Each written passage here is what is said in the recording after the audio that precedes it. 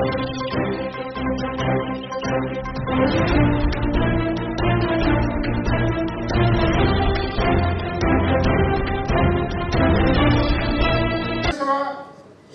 हैं एवं राजस्थान भाजपा के प्रदेश अध्यक्ष हैं और हम सभी के लिए गौरव का विषय है कि आप अभी सांसद रत्न से सम्मानित हुए हैं।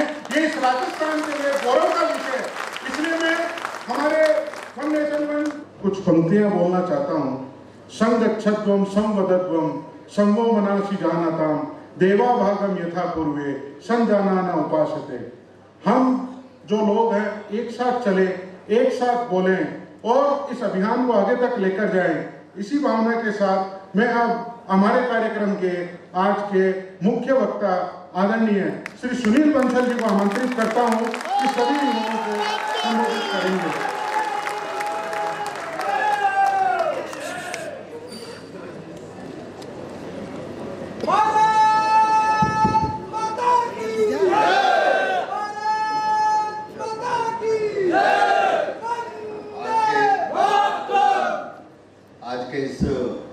कार्यक्रम में मंच पर उपस्थित भारतीय जनता पार्टी के प्रदेश अध्यक्ष माननीय मदन राठौड़ जी, वन नेशन वन इलेक्शन इस अभियान के राजस्थान के प्रदेश संयोजक माननीय सुनील भार्गव जी, विद्यार्थी परिषद के पूर्व राष्ट्रीय महामंत्री रहे और हमारे student for one nation one election इस अभियान की सेंट्रल टीम में ऐसे श्रीमान उमेश दत्त जी, भारतीय जनता पार्टी के हमारे सभी पदाधिकारीगण नाहर सिंह जी, सरवण सिंह जी, जितेंद्र जी, महेंद्र जी और हमारे इस student for one nation one election की टीम में श्याम जी, शंकर जी, पंकज जी और सभी यहाँ इस कार्यक्रम में आए हुए पूरे राजस्थान के सभी छात्र भाई और बहनों। अभी हम सबके सामने सुनील भार्गव जी ने आज के इस कार्यक्रम की एक प्रस्तावना, एक भूमिका रखी है। हम सभी छात्र रहे हैं, छात्र जीवन में सक्रिय रहकर छात्रों की समस्याओं के लिए लड़ना, संघर्ष करना, छात्र संघ के चुनाव में भाग लेना और अपने लिए एक योग्य नेतृत्व चुनने का काम हम सबने किया है और लंबे समय तक इस काम को अपने विद्यार्थी जीवन में अपने अपने कॉलेज, अपने अपने विश्वविद्यालय में हमने किया है। हम सबके साथ ऐसी सैकड़ों यादें होंगी छात्र जीवन में, कैसे हम सब लोगों ने मिलकर इस राजस्थान में समय समय पर छात्र आंदोलन खड़े किए। अधिकांश के पीठ पर लाठी के डंडों के निशान भी होंगे, अधिकांश पर अभी भी कुछ पुलिस केस होंगे, कोर्ट केस में जाना पड़ता होगा। ये सब संघर्ष करके आज हम इस सभागृह में यहाँ पर आए हैं।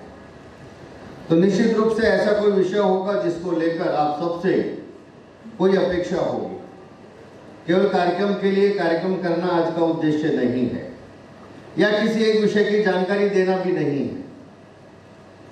इससे आगे हम सभी छात्र नेता अपने स्टूडेंट जीवन में हम सब ने जो लीडरशिप की है, हम समाज जीवन में आज जहां पर भी हैं, समाज जीवन के हर क्षेत्र में भी आने वाले समय में हम कैसे नेतृत्व देकर फिर से एक जन आंदोलन खड़ा कर सकते हैं, उस दृष्टि से आज का यह छात्र नेता का सम्मेलन यहाँ जयपुर में आयोजित हो रहा है।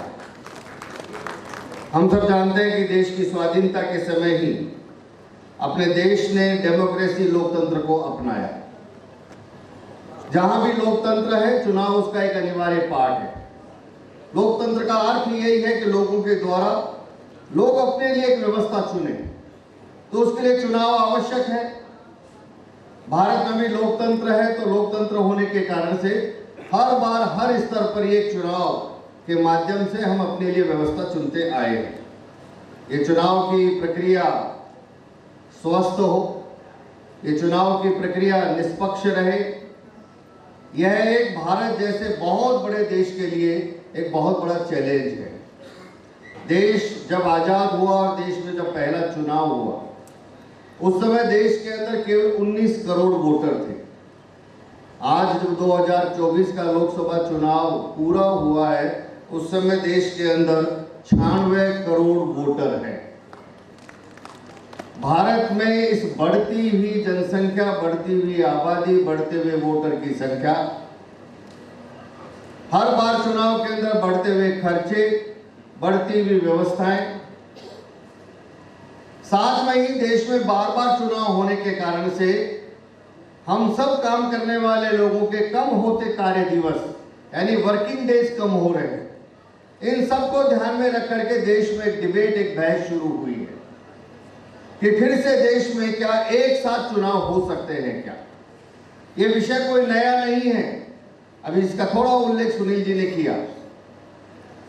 ये कोई नया विषय नहीं है। भारत में पहले 4 जनरल इलेक्शन 52 से लेकर 67 तक 20 साल लोकसभा और विधानसभा के चुनाव एक साथ ही होते थे। बाद में राजनीतिक अस्थिरता के दौर ने, जिस प्रकार से हम सब जानते हैं, इंदिरा गांधी जी देश की प्रधानमंत्री बनी, कई कांग्रेस के नेताओं से उनके संबंध अच्छे नहीं थे, कई राज्य सरकारों को उन्होंने भंग करना शुरू किया, देश में आपातकाल लगाया। आपातकाल के समय लोकसभा का कार्यकाल भी उस समय बढ़ाया गया और भंग किया गया। इस सब के कारण से जो आज हम देश में जिस समस्या का सामना कर रहे हैं, ये समस्या की शुरुआत 67 के बाद हुई और आज देश की स्थिति ऐसी है कि पिछले 30 साल से भारत में यानी 95 से लेकर अभी 2025 जो चल रहा है, 30 साल में एक साल भी कोई भी ऐसा खाली नहीं गया है जब भारत में कहीं ना कहीं चुनाव नहीं हो रहे हो। यानी हर साल भारत में कहीं ना कहीं चुनाव हो रहे होते हैं। 2024 का लोकसभा चुनाव हुआ, उससे पहले राजस्थान, मध्य प्रदेश, छत्तीसगढ़ के चुनाव हुए। लोकसभा का चुनाव समाप्त हुआ, उसके तुरंत बाद महाराष्ट्र, झारखंड, हरियाणा, जम्मू कश्मीर के चुनाव हुए, दिल्ली के चुनाव हुए और अभी हम सबको मालूम है आने वाले 1-2 महीने के बाद बिहार के चुनाव है। बिहार का चुनाव समाप्त होगा, आसाम का चुनाव आएगा, बंगाल का चुनाव है, तमिलनाडु का चुनाव है, पुडुचेरी का चुनाव है, ये सब चुनाव होंगे, उत्तर प्रदेश, उत्तराखंड का चुनाव आएगा। यानी हर साल भारत में कहीं ना कहीं चुनाव होने के कारण से देश में जो मैंने कहा कई प्रकार के मुद्दे, कई प्रकार की समस्याएं ध्यान में आई है।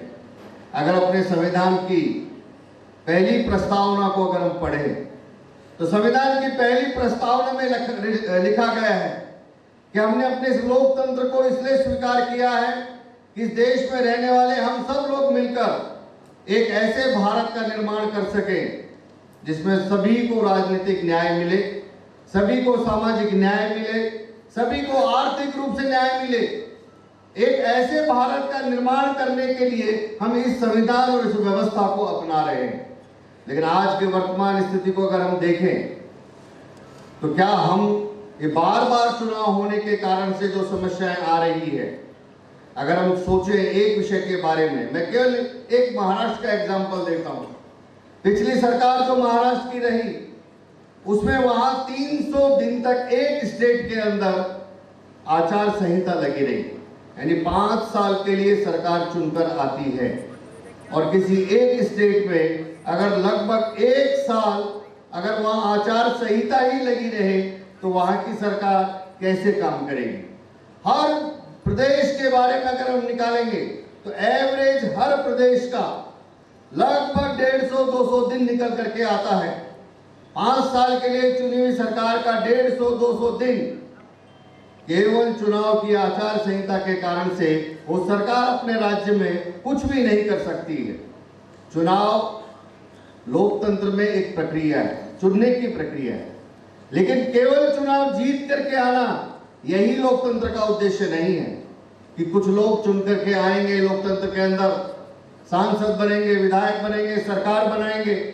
तो लोकतंत्र में चुनाव से केवल चुनना नहीं है, उसके आगे की भी एक प्रक्रिया है कि जो चुन करके आए हैं वो इस राज्य में रहने वाले, इस देश में रहने वाले लोगों को गुड गवर्नेंस दें, सुशासन दें। जनता जिस आधार पर 5 साल में उनको चुन करके भेज रही है वो जनता के लिए उस प्रकार की वेलफेयर स्कीम्स को ग्राउंड लेवल तक पहुंचाने का काम करे। वो प्रदेश की विकास की, प्रगति की स्पीड को तेज करें, इंफ्रास्ट्रक्चर को बढ़ाने का काम करें। यानी मुख्य मुद्दा चुनाव जीत कर आना नहीं है, चुनाव जीतने के बाद हम 5 साल में जनता के लिए क्या कर पा रहे हैं। लेकिन सबसे बड़ी अगर समस्या है कि जनता के लिए जो करना चाहिए, चाहे गुड गवर्नेंस देने की बात हो, चाहे जन कल्याणकारी योजनाओं को नीचे तक पहुंचाने की बात हो, या नए नए स्कीम्स को बनाने की, पॉलिसी बनाने की बात हो, बार बार इन चुनावों के कारण से सबका ध्यान केवल मात्र पॉलिटिकल पार्टियों का, नेताओं का चुनाव लड़ना और चुनाव जीतने पर ही केंद्रित रहता है। चुनाव जीतने के बाद क्या करना है वो सोचने का समय इन पॉलिटिकल पार्टी और नेताओं को मिलता ही नहीं। कैसे करेंगे जब 300 दिन तक आचार संहिता लगी है, एक चुनाव समाप्त होता है कि दूसरा चुनाव आता है। सरकार, नेता, मुख्यमंत्री, प्रधानमंत्री सभी लोग एक चुनाव समाप्त करके अगले चुनाव की तैयारी में लग जाते हैं। पूरे 5 साल अगर चुनाव चल रहे हैं तो मानकर चलिए देश के प्रधानमंत्री, देश के केंद्रीय मंत्री, देश के सभी पार्टी के लोग पूरा का पूरा उन राज्यों में चुनाव कैसे जीतना है उसकी तैयारी और चुनाव लड़ने में ही व्यस्त रहते हैं। इसलिए हमारे सामने सबसे बड़ा चैलेंज ये है कि जो जीत करके आए लोग हैं उनको जो जनता के लिए करना चाहिए वो नहीं कर पा रहे हैं, क्योंकि इस देश में बार बार चुनाव होने के कारण से आज ये समस्या आई है। अगर आर्थिक मुद्दों के बारे में हम सोचें, एक चुनाव में कितना पैसा खर्च होता है। अभी इस बार का लोकसभा चुनाव हुआ, एक आंकड़े के हिसाब से 1,35,000 करोड़ रुपया एक चुनाव पर इस बार खर्च हुआ। यानी आपने 2024 के अंदर जो वोट डाला है उस एक वोट की कीमत 1400 रुपया प्रति वोट है। यानी आप जो वोट डाल करके बाहर आए उस पर चुनाव आयोग ने 1400 रुपया खर्च किया, जब आपके हाथ पर शाही लगाने का काम पूरा हुआ है। हमको लगता है कि क्या है, शाही तो लगी है, कितने पैसे की वो शाही होगी, लेकिन वो शाही लगे इसके लिए एक वोटर पर 1400 रुपया चुनाव आयोग ने खर्च हुआ। 1,35,000 करोड़ रुपया पूरे चुनाव की व्यवस्था में, चुनाव की तैयारियां करना है, चुनाव का प्रशिक्षण देना है, चुनाव की सामग्री तैयार करना है, सारी फोर्स को डिप्लॉय करना है, चुनाव कराने वाले लोगों को भेजना है, चुनाव कराने के बाद सारी व्यवस्था से लेकर काउंटिंग करने तक का, और ये केवल एक चुनाव का खर्चा है। आप देश के होने वाली सभी विधानसभाओं का 5 साल में अलग अलग जो चुनाव होता है उस खर्चे को और जोड़िए। एक अंदाज ऐसा आता है कि पूरे देश में 5 साल में जो हम चुनाव की एक प्रक्रिया लोकसभा और विधानसभा की करते हैं, इस पे 5 से 7 लाख करोड़ रुपया भारत जैसे एक आगे बढ़ते हुए देश के लिए वहां केवल चुनाव कराने पर खर्च होता है। अब भारत जैसे देश में केवल चुनाव कराने पर हम 5 से 7 लाख करोड़ रुपया अगर हमारा खर्च होता है, हमारे देश की अर्थव्यवस्था आज 5वें स्थान पर आई है। हम चौथे की ओर धीरे धीरे बढ़ रहे, आने वाले कुछ दिनों में दुनिया की चौथी अर्थव्यवस्था ये भारत हो जाएगी, और हमने लक्ष्य रखा है कि हम दुनिया की तीसरी अर्थव्यवस्था तक भारत को लेकर जाएंगे। अगर भारत को वहां तक लेकर जाना है तो भारत को अपने संसाधनों की बचत करनी होगी। भारत में होने वाले ऐसे अनावश्यक खर्चों पर रोक लगाकर अपने देश के इंफ्रास्ट्रक्चर को हम कैसे बढ़ा सकते हैं, अपने देश में होने वाले इन सभी प्रकार के अनावश्यक खर्चों को रोककर उन सभी से देश के विकास के बारे में सोचना पड़ेगा। आप सोचिए, अगर 5 से 7 लाख करोड़ में 3 लाख करोड़ भी अगर भारत के हम 5 साल में चुनाव में बचाते हैं, भारत में कितने नए एम्स खोल सकते हैं, भारत में कितने जिलों में नए मेडिकल कॉलेज खोल सकते हैं, भारत में कितने नए वंदे भारत मेट्रो ट्रेन चला सकते हैं, हम कितने नए एक्सप्रेस वे बना सकते हैं, कितने नए IIT IIMs बना सकते हैं, कितने नए युवाओं को आज जो हम दे रहे हैं उससे और ज्यादा कई प्रकार के रोजगार के अवसर इस देश में खड़े कर सकते हैं। केवल मात्र चुनाव का बार बार होने के कारण से हमारी अर्थव्यवस्था पर भी उसका एक दबाव आता है। इस बार के लोकसभा चुनाव के अंदर 10 लाख से ज्यादा बूथों पर चुनाव कराने के लिए लगभग 90 दिन का समय सरकारी अधिकारियों का और सभी नीचे तक के सरकारी सिस्टम का 1 करोड़ से ज्यादा हमारे कर्मचारियों की और अधिकारियों की जब इस लोकसभा चुनाव में ड्यूटी लगी, तब जाकर के 2024 का लोकसभा चुनाव पूरा हुआ। 10 लाख बूथ हैं, उन 10 लाख बूथ पर चुनाव कराना है तो लगभग 90 दिन उसकी पूरी तैयारी में अंत तक जाकर के ये 1 करोड़ लोगों को जब लगना पड़ता है, तब जाकर के एक लोकसभा का चुनाव हमारे देश में होता है। अब आप सोचिए कितने हम अपने अधिकारियों के, अपने कर्मचारियों के, जब भी जाइए ऑफिस में आचार संहिता लगी है, चुनाव के बाद आइए, अभी चुनाव तक कुछ नहीं होगा। यानी चुनाव के उस समय 3 महीने तक कोई काम किसी भी जगह पर नहीं होता है। जनता, आम लोग सभी परेशान हैं। 1 करोड़ से ज्यादा कर्मचारी अधिकारी चुनाव, ये बार बार, ये केवल लोकसभा है, फिर विधानसभा आएगा, फिर नगर निगम आएगा, फिर जिला पंचायत आएगा। हर साल कोई ना कोई चुनाव आएगा। तो मानकर चलिए 1 साल के अंदर अगर हमारा 2-3 महीने का समय केवल आचार संहिता के कारण से कोई काम नहीं होता है। इसलिए भारत में अगर हमको आगे बढ़ना है, तीसरी अर्थव्यवस्था तक जाना है, तो भारत में काम करने वाले लोगों के वर्किंग डेज बढ़ाने पड़ेंगे। उल्टा हो रहा है, संसाधन भी कम हो रहे हैं, खर्चा भी हो रहा है। काम करने वाले लोग जिनके माध्यम से देश में उत्पादन बढ़ना चाहिए, उसके बजाय काम होना चाहिए, उसके बजाय वर्किंग डेज अगर कम होते हैं, तो कैसे हम अपना उत्पादन बढ़ाएंगे, कैसे हम अपना काम करेंगे, कैसे अपने देश को आगे लेकर के जाएंगे। ऐसे कई मुद्दों के कारण से देश में एक चर्चा शुरू हुई है कि ये एक रिफॉर्म्स देश में होना चाहिए। और ये रिफॉर्म्स कोई नई बात नहीं है। हम सब जानते हैं कि अपने समय के आधार पर, आज की आवश्यकता के आधार पर जिस प्रकार से पूरी दुनिया बदल रही है, देश में रहने वाले अब 140 करोड़ लोगों के सपने भी बदल गए हैं। जब आप कॉलेज में पढ़ते थे, हम कॉलेज में पढ़ते थे, उस समय के उस जनरेशन के सपने अलग होंगे। वो जनरेशन 2G थी या 1G थी, पता नहीं। आज की जनरेशन 5G आ गई है, 5th जनरेशन आ गई है, इसलिए उसके सपने ही अलग हैं, आकांक्षाएं अलग हैं। इसलिए उन सबको पूरा करना है तो देश में आज समय की आवश्यकता के हिसाब से हमको रिफॉर्म्स करने हैं, बदलाव करने ही चाहिए। और वही देश आगे बढ़ता है जो समय के साथ अपनी व्यवस्थाओं में बदलाव करता रहता है, तो देश भी आगे बढ़ता है। हम जड़ नहीं हो सकते, हम किसी चीज को पकड़ कर नहीं बैठ सकते कि हमारे पूर्वजों ने ये सब किया इसलिए इसको ऐसे ही चलने दो।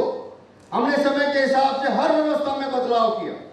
अभी आवश्यकता थी देश के अंदर, हमने 3 देश के क्रिमिनल कानून को बदला।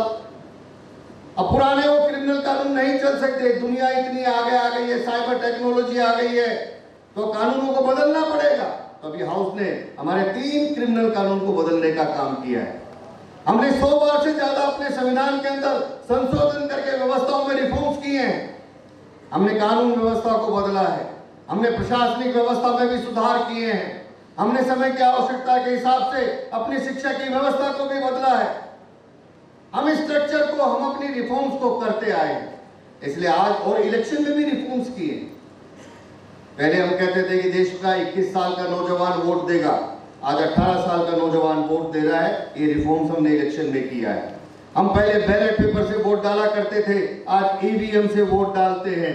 ये भी एक रिफॉर्म्स हमने किया है। पहले लोगों को वोटर आई कार्ड नहीं मिलते थे, एपिक नंबर नहीं था, वोटर लिस्ट में नहीं थी।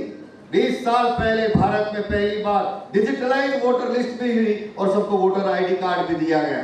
नई नई टेक्नोलॉजी के आधार से जब हम अपने इलेक्शन की व्यवस्थाओं में सुधार कर सकते हैं, रिफॉर्म्स कर सकते हैं, तो यह भी जो आज इस देश के अंदर 20 साल पहले, 20 साल तक भारत में संविधान जब बना, उसके बाद 2-4 चुनाव हुए, वो चारों के चारों चुनाव 1 नेशन 1 इलेक्शन की थ्योरी पर ही हुए।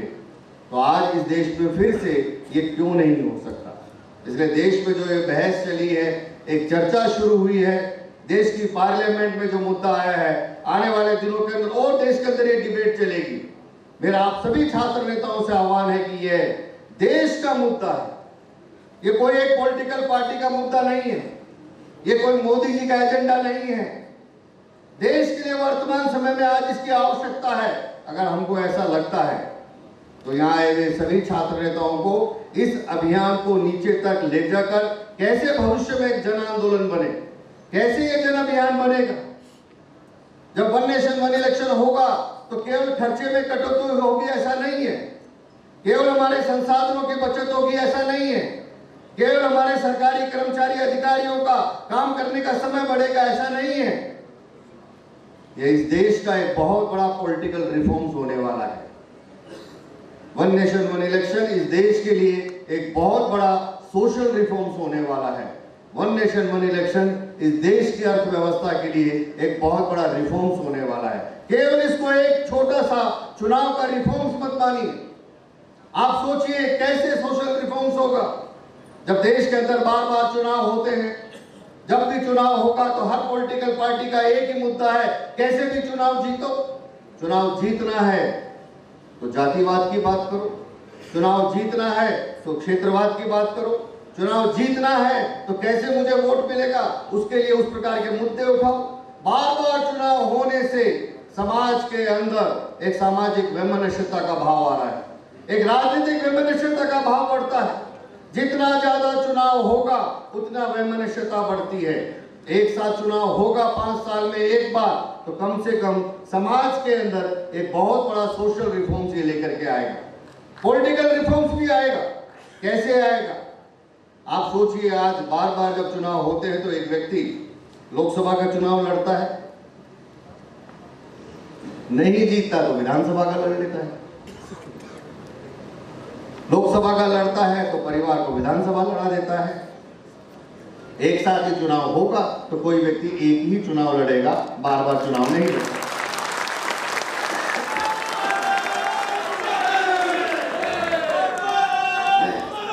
देश के नए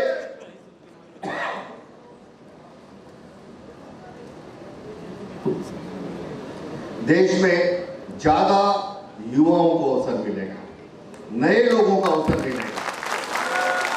देश में जो आज परिवारवाद की राजनीति चल रही है कि एक चुनाव मैं लड़ूंगा, एक चुनाव मेरा बेटा लड़ेगा, एक बेटी लड़ेगी।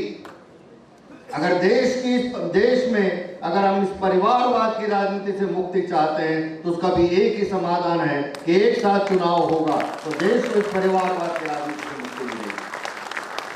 इसलिए बहुत बड़ा ये पॉलिटिकल रिफॉर्म्स भी है। आर्थिक दृष्टि से जैसा भी सुनील जी ने कहा कि 1.5% अगर जीडीपी भारत की एक साथ चुनाव कराने पर बढ़ती है तो देश की कितना बड़ा आर्थिक दृष्टि से हमको फायदा होगा। इसलिए केवल एक छोटा रिफॉर्म्स नहीं है, ये केवल एक इलेक्शन रिफॉर्म्स नहीं है, इस देश का भविष्य क्या होगा। इसलिए हम सब मिलकर के विचार करें कि अगर ये देश के लिए आवश्यक है, एक साथ चुनाव कराने से हम सबको कई प्रकार की समस्याओं से मुक्ति मिलती है और हम सब मिलकर जिस प्रकार का एक भारत बनाना चाहते हैं, हम सबके सामने एक लक्ष्य है कि स्वाधीनता के 100 वर्ष जब पूरे होंगे 2047 में, उस समय तक इस भारत को हम विकसित भारत बनाना चाहते हैं। मोदी जी आज संघर्ष कर रहे हैं, हम सबको मालूम है। आज अमेरिका कभी 25% का टैरिफ लगाता है, फिर भारत पर दबाव बनाता है, फिर 25% का और टैरिफ लगाता है, दादागिरी करता है, ये करो वो करो। पहली बार दुनिया में अमेरिका के सामने अगर कोई देश खड़ा हुआ है तो भारत खड़ा हुआ है, जिसने कहा कि हम ट्रंप के आगे, अमेरिका के आगे नहीं झुकेंगे। भारत यह स्वाधीन देश है, भारत यह दुनिया की सबसे बड़ी डेमोक्रेसी है, 140 करोड़ लोगों का यह देश है, यह आत्मनिर्भर भारत है, यह भविष्य का एक स्वावलंबी भारत हम बनाएंगे। लेकिन किसी देश की दादागिरी के आगे यह देश नहीं झुकेगा। ये पहली बार भारत ने संदेश दिया है। क्यों संदेश दिया है? क्योंकि 11 साल के अंदर हमने मोदी जी के नेतृत्व में भारत को बदलते हुए देखा है। हमने इन 11 साल में मोदी जी के नेतृत्व में भारत को आगे बढ़ते हुए देखा है। हमने इन 11 साल के अंदर मोदी जी के नेतृत्व में दुनिया के देशों में रेड कारपेट वेलकम प्रधानमंत्री जी का होते हुए देखा है। हमने पहली बार अमेरिका की धरती पर भारत माता की जय के नारे लगते हुए हमने पहली बार देखा है। कितने क्षण है 11 साल में ऐसे स्वाभिमान के साथ जो भारत का व्यक्ति नागरिक देखता था कि कब हमारे देश का प्रधानमंत्री दुनिया के अंदर जाएगा तो उसका भी ऐसा वेलकम होगा। दुनिया के हर देश आज भारत से दोस्ती करना चाहते हैं। चाहे जितना अमेरिका टैरिफ लगाए, लेकिन आज दुनिया के बाकी देश उतनी ही भारत की मदद करने के लिए तैयार है। और भारत में भी अभी प्रधानमंत्री जी ने ये वोकल फॉर लोकल की बात, खादी खरीदो, आत्मनिर्भर भारत बनाओ, स्वदेशी की भावना, ये देश के अंदर जो एक अभियान चलाया उसका परिणाम है। पिछले कई वर्षों में सबसे ज्यादा लोकल प्रोडक्ट की बिक्री भारत के अंदर होने लगी है। आज भारत का व्यक्ति इस आत्मनिर्भर भारत, मेक इन इंडिया के भारत के इस अभियान के साथ जुड़ा है। मेक इन इंडिया के अभियान के कारण से आज इस देश के कितने ही करोड़ों लोगों को रोजगार मिल रहा है। क्यों आज भारत ऐसा स्वाभिमान होकर के खड़ा है, गर्व के साथ खड़ा है। देश का हर नागरिक आज जोर से, गले से नहीं, दिल से भारत माता की जय का नारा लगाता है। तो उसके पीछे एक ही कारण है कि मोदी जी ने हम सबको वो सपना दिखाया है कि 2047 तक उस प्रकार का एक विकसित भारत हम सब मिलकर बनाएंगे। तो मेरा मानना है कि हम सभी छात्र नेता आने वाले दिनों के अंदर यह अभियान एक जन अभियान बने। इसलिए यहाँ से जाने के बाद हम जिस कॉलेज में पढ़े हैं, जिस विश्वविद्यालय में पढ़े हैं, वहाँ के छात्रों को इकट्ठा करके, क्योंकि यह छात्र ही इस समाज में, इस देश में परिवर्तन ला सकता है। हम सब जानते हैं, हम कोई नारा लगाते हैं छात्र शक्ति राष्ट्र शक्ति, हम student power is the nation power ऐसे ही नहीं कहते। हम student power is the nation power इसलिए कहते हैं कि देश में, समाज में जब कभी भी कोई बदलाव आया है, उस बदलाव की शुरुआत हमेशा कॉलेजों के कैंपस से हुई है, विश्वविद्यालय से हुई है। भारत का इतिहास है कि पहली बार जब सत्ता यहाँ पर बदली गई तो एक शिक्षक चाणक्य ने तक्षशिला विश्वविद्यालय से लेकर इस आंदोलन की, छात्रों के आंदोलन की शुरुआत की। आज भी हम सब जानते हैं कि देश में, समाज में जो भी बदलाव लाना है उसमें छात्रों की एक बड़ी भूमिका है। हम सभी इस कार्यक्रम के बाद जाकर अपने अपने महाविद्यालय, अपने विश्वविद्यालयों में छात्रों के बीच में जाकर छोटे छोटे क्लासरूम में, जैसे हम छात्र संघ का चुनाव लड़ते थे और जाकर 10 मिनट का अपनी क्लास में भाषण देते थे, ऐसे ही हर कॉलेज और विश्वविद्यालय के बीच में जाकर छात्रों में इस मुद्दे को रखना है। ये वन नेशन वन इलेक्शन, मैं फिर कह रहा हूँ, ये किसी पॉलिटिकल पार्टी का एजेंडा नहीं है, ये इस देश का एजेंडा है। अगर हमको लगता है सब यहाँ बैठे हुए छात्र नेताओं को कि ये देश के लिए आवश्यक है और हम सब के लिए नेशन फर्स्ट, देश पहले है, मैंने कई बार कहा है, वर्तमान की चुनाव व्यवस्था में जो चल रहा है, इस व्यवस्था में भारतीय जनता पार्टी को बहुत फायदा है। हम एक एक करके आज 21 राज्यों में सरकार बना ली है। आने वाले 5 सालों के अंदर और 5 राज्यों में सरकार बनाकर हम धीरे धीरे बढ़ते जाएंगे। भारतीय जनता पार्टी वर्तमान व्यवस्था से ही अपना आधार और राज्यों में सरकार बढ़ा रही है। तब भी हम कह रहे हैं कि नहीं, इस व्यवस्था को बदलकर एक साथ चुनाव कराइए, क्योंकि हमको लगता है कि एक साथ चुनाव होना ये देश के हित में है, देश की डेमोक्रेसी के लिए आवश्यक है। क्यों आवश्यक है? बार बार चुनाव होने के कारण से हमारे यहाँ एक वोटर्स में फटीक आया है। कहीं 50%, कहीं 40%, कहीं 60% वोट डल रहा है। अगर देश की डेमोक्रेसी, लोकतंत्र को जीवित रखना है तो देश की डेमोक्रेसी में 100% वोटिंग होना चाहिए। लेकिन आज हमारे यहाँ वोटिंग कितना हो रहा है? 40% लोग वोट डालने ही नहीं जा रहे। क्यों नहीं जा रहे? अरे मेरे वोट से क्या फर्क पड़ता है, अभी तो कुछ दिन पहले वोट डाला ही था, अभी जरा छुट्टी मनाया आता हूँ, आज पिकनिक कर लेते हैं। ये जो वोटर्स के अंदर एक फटीक आया वोट नहीं डालने का, अगर इसको भी दूर करना है तो उसका भी एक ही समाधान है कि 5 साल में एक बार वोट करना है। वोटर्स को ये बताना है कि आपकी वोट की कितनी बड़ी ताकत है। 5 साल में आइए, एक बार वोट डालेगा तो शायद 80-90% तक हमारी इस डेमोक्रेसी में लोग वोट डालने के लिए निकलेंगे। एक वोटर लिस्ट इस देश की होगी। अभी देश में सब जगह हल्ला मचा हुआ है, बिहार में भी वोटर लिस्ट का संशोधन हुआ है। हमारे, हम सब जानते हैं, 2 नेता वोटर अधिकार यात्रा कर रहे हैं। कुछ दिन पहले दिल्ली के अंदर वोटर लिस्ट दिखा रहे थे, ये देखिए ये नाम डुप्लीकेट है। वहां दिखा रहे थे कि देखिए ये नाम ऐसा है। हमने कहा भी जो आप दिखा रहे हैं वही तो बिहार में कर रहे हैं, डुप्लीकेट वोट को ही तो हटा रहे हैं, जिनकी डेथ हो गई उन्हीं नामों को तो हटा रहे हैं। 2002 के बाद भारत की वोटर लिस्ट का संशोधन ही नहीं हुआ। लास्ट संशोधन 2002 में हुआ। 2 के बाद भारत में जब वोटर लिस्ट का संशोधन नहीं हुआ तो जो लोग शिफ्ट हो गए, जो लोग जिनकी डेथ हो गई, जो लोग हैं उनके नाम तो हटाने पड़ेंगे। चुनाव आयोग को अधिकार है, चुनाव आयोग ने बिहार में यह किया कि भाई जो डेथ हो गई उनके नाम हटाओ, तो पता चला कि बिहार की वोटर लिस्ट में से 26 लाख वोटर डिलीट हो गए। जो लोग शिफ्ट हो गए, जिनका 2 जगह 3 जगह, जो राहुल गांधी दिखा रहे थे कि देखिए इनका वोट महाराष्ट्र में भी है, इनका वोट कर्नाटक में भी है। अरे भैया, महाराष्ट्र में वो शिफ्ट हो गए, कर्नाटक में उन्होंने अपना वोट वहां बनवा लिया, तो यहाँ वोट नहीं कटवाया, तो चुनाव आयोग वही तो वोट काटने का काम कर रहा है। तो फिर क्यों आप विरोध कर रहे हो?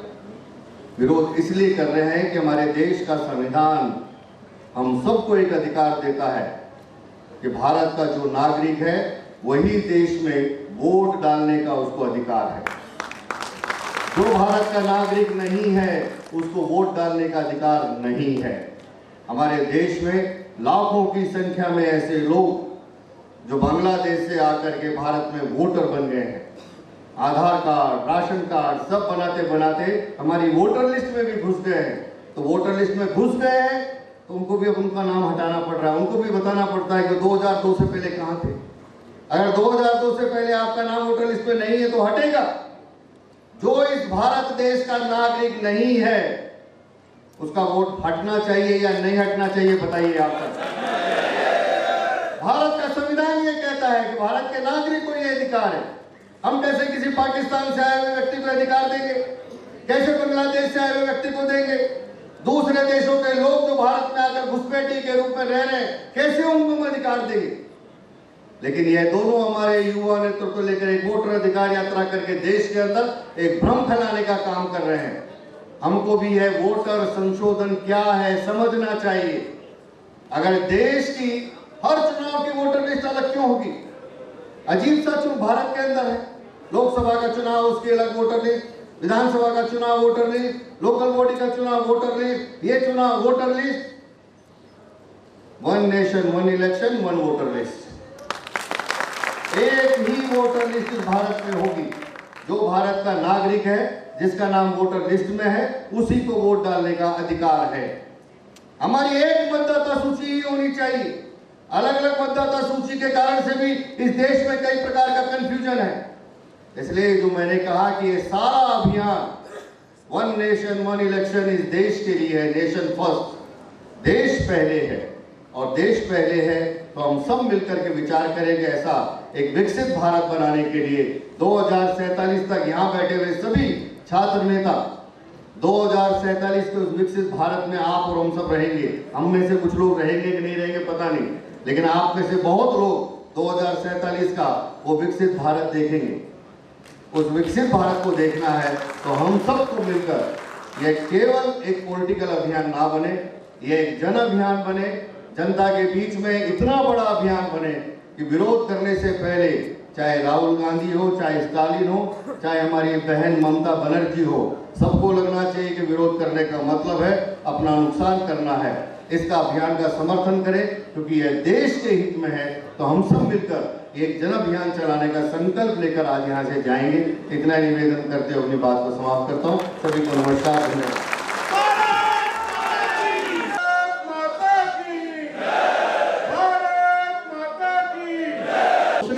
नेशन वन इलेक्शन पर एक गीत बनाने का प्रयास किया है। मैं आदरणीय राष्ट्रीय महामंत्री आदरणीय सुनील बंसल जी के हिसाब से और आदरणीय मदन जी के हिसाब से आग्रह करता हूं कि उस गीत को एक बार सभी के समक्ष लॉन्च करेंगे। तो हम सभी को, मैं टीम को आमंत्रित करता हूं। वन नेशन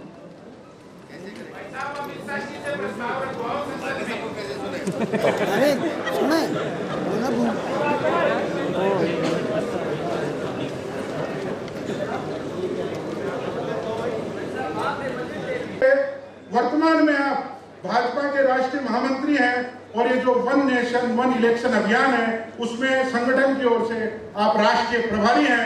मैं आप सभी से निवेदन करता हूं कि एक तालियों की गड़गड़ाहट के साथ भाई साहब का हार्दिक अभिनंदन और स्वागत करें।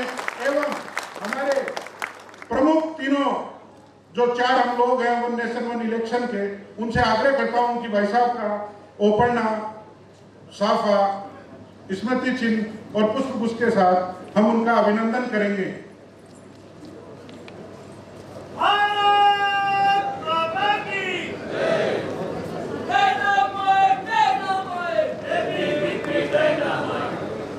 ये आगे से हट जाए। सामने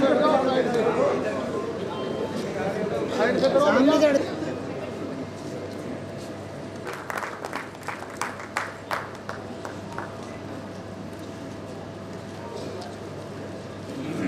अब मैं हमारे यशस्वी प्रदेशाध्यक्ष आदरणीय मदन राठौड़ जी का परिचय करवाना चाहता हूं।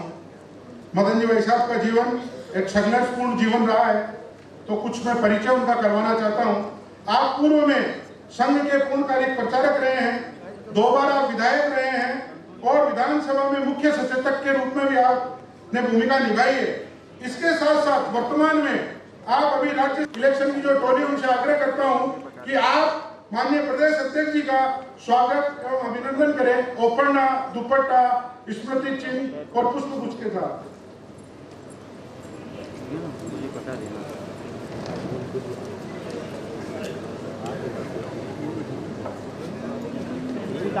सामने से थोड़ा सा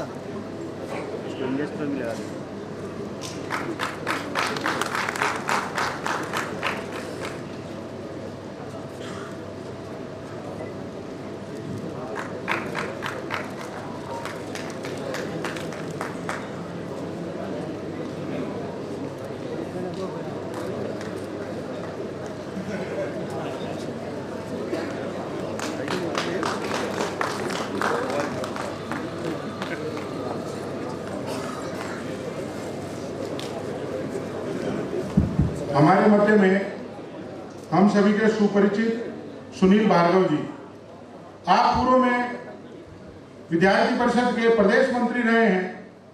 आपने भी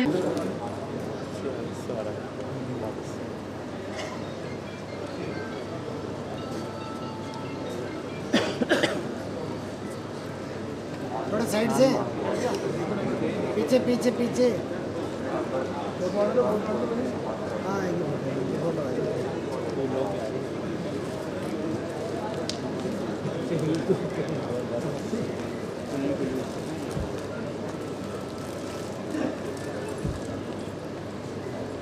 अभी मैं अपने मध्य में उपस्थित भाजपा के महामंत्री विजय गोठवाल जी के स्वागत के लिए आग्रह करता हूं।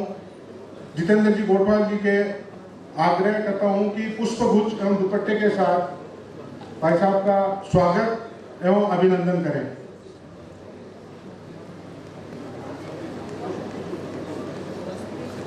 वन नेशन वन इलेक्शन के कार्यकर्ता निवेदन कि आप बैठे नहीं, आप तुरंत स्वागत करें।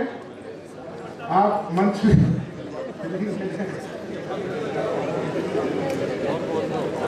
अब मैं आगे के लिए अपने श्रवण सिंह जी, अभी सभी जो मंच पर उपस्थित कार्यकर्ता हैं, उन सभी का आग्रह करता हूं कि उन सभी को दुपट्टा पहनाकर उनका स्वागत आप तीनों लोग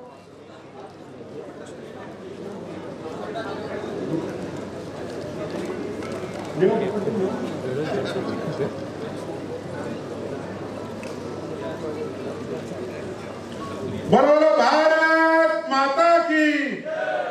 ये जो कार्यकर्ता यहाँ खड़े हैं, इनसे आग्रह है कि यहाँ जो कुर्सियों के बीच में जगह, यहाँ हम बैठ सकते हैं। हमारे सामने जो आज अतिथि हैं, उनके सामने हमने अनेक आंदोलन किए हैं, इसलिए उनके सामने हम कहीं पर भी बैठकर इस कार्यक्रम का आनंद ले सकते हैं। सीढ़ियों में भी अपने पास उचित जगह। आप सभी से निवेदन है, जितने कार्यकर्ता हैं मंच के पास खड़े हैं, आप सभी लोग जहां स्थान मिले वहां बैठ जाएं। अभी मैं कार्यक्रम को आप दुपट्टे बनाओ, इस कार्यक्रम को आगे बढ़ाते हुए इस कार्यक्रम के अतिथि स्वागत और सम्मान